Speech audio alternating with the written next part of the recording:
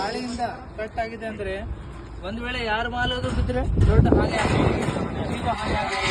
ನೋಡಿ ಈ ರೀತಿಯಾಗಿ ಈ ಕಡೆ ಬನ್ನಿ ನೋಡಿ, ಇಲ್ಲಿ ಬೆಡ್ ಸಮೇತ ಹೋಗಿದೆ, ಸಂಪೂರ್ಣ ಬೆಡ್ ಸಮೇತ ನೋಡ್ರಿ ಸರ್ ಯಾವ ರೀತಿಯಾಗಿ ಕೆಲಸ ಆಗಿದೆ ಅಂತ.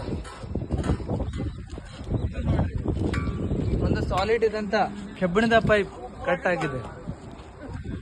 ಇದಕ್ಕೆ ಈ ಕಳಪೆ ನೇರವಾಗಿ ಕಾರಣ ಅಂದ್ರೆ ಮಾಡಿದಂತ ಗುತ್ತಿದಾರರು ಹಾಗೂ ಅಧಿಕಾರಿಗಳು, ಸಂಬಂಧಪಟ್ಟ ಇಲಾಖೆ ಇವರೇ ನಿರ್ವಹಣೆಗಾರರು. ತಾವು ನೋಡ್ರಿ ಇಷ್ಟು ದೊಡ್ಡ ಶೆಡ್ ಅನ್ನು ಇಲ್ಲಿಂದ ಅಲ್ಲಿಗೆ ಒಂದು ಮುರಿದು ಅಲ್ಲಿ ಬಿದ್ದಿದ್ದಾರೆ. ಸುಮಾರು ಒಂದೊಂದು ಏನು ಪೈಪ್ ಇದೆ ಅಲ್ಲ, ಒಂದೊಂದು ಕ್ವಿಂಟಲ್ ಸಮೀಪ ಇದೆ. ಇಷ್ಟೆಲ್ಲ ಪೈಪ್ ಯಾರಾದ್ರೂ ಮೇಲೆ ಗಾಡಿಗಳು ಪಾರ್ಕಿಂಗ್ ಅಲ್ಲಿ ಬಿದ್ರೆ ಎಲ್ಲರೂ ಜೀವ ಹೋಗ್ತಿತ್ತು. ಇಲ್ಲಿ ಬನ್ನಿ ಸರ್, ಗಾಡಿದ ವ್ಯವಸ್ಥೆ ನೋಡಿ ಅಲ್ಲಿ ಬರ್ರಿ.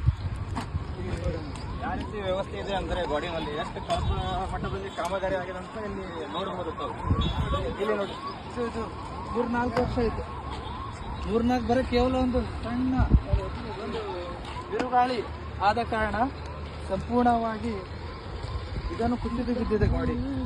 ಇದು ಕೇವಲ ಗಾಡಿ 4 ಇಂಚಿಂದ ಮಾಡಲಾಗಿದೆ ನೋಡ್ರಿ. ಇದು ಸಂಪೂರ್ಣ ಇದು ನೋಡ್ರಿ, ಇದು ಈ ಕಡೆ ನೋಡ್ರಿ ಯಾವ ರೀತಿಯಾಗಿ ಎಷ್ಟು ಕಳಪೆ ಮಟ್ಟ ಅಂತ ಮಾಡಲಾಗಿದೆ. ಅಲ್ಲಿ ಕೂಡ ಅಷ್ಟೇ ಡೌನ್ ಬಿದ್ದಿದೆ.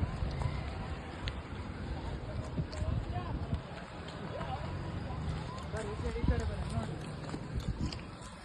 ನೋಡ್ರಿ, ಇಲ್ಲಿ ಸಂಪೂರ್ಣವಾಗಿ ಇದು ಗಾಡಿ ಏನಿದೆಯಲ್ಲ ಗಾಳಿಯಿಂದ ಬಿದ್ದಿದೆ.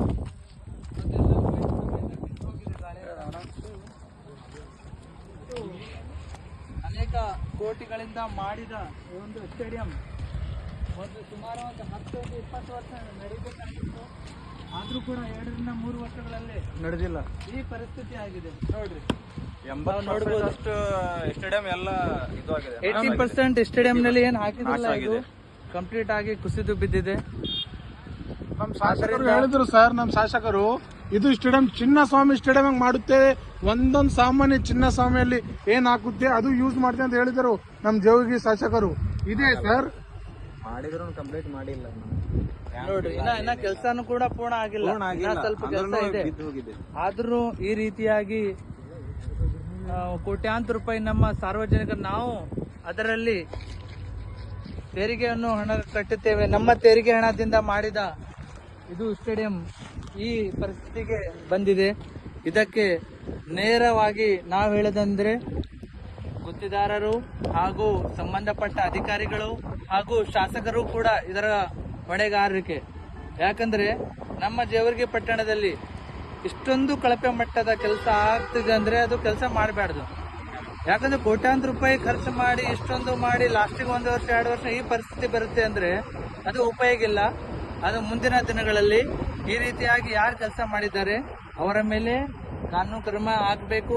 ಇದನ್ನು ತನಿಖೆ ಮಾಡಬೇಕು, ಯಾವ ರೀತಿಯಿಂದ ಇವರು ಮಾಡಿದ್ದಾರೆ. ಒಂದು 1 ವರ್ಷ 2 ವರ್ಷಗಳಿಂದ ಕಟ್ಟಡ ಮಾಡಿದ ಈ ರೀತಿಯಾಗಿ ಪರಿಸ್ಥಿತಿ ಆಗಿದೆ.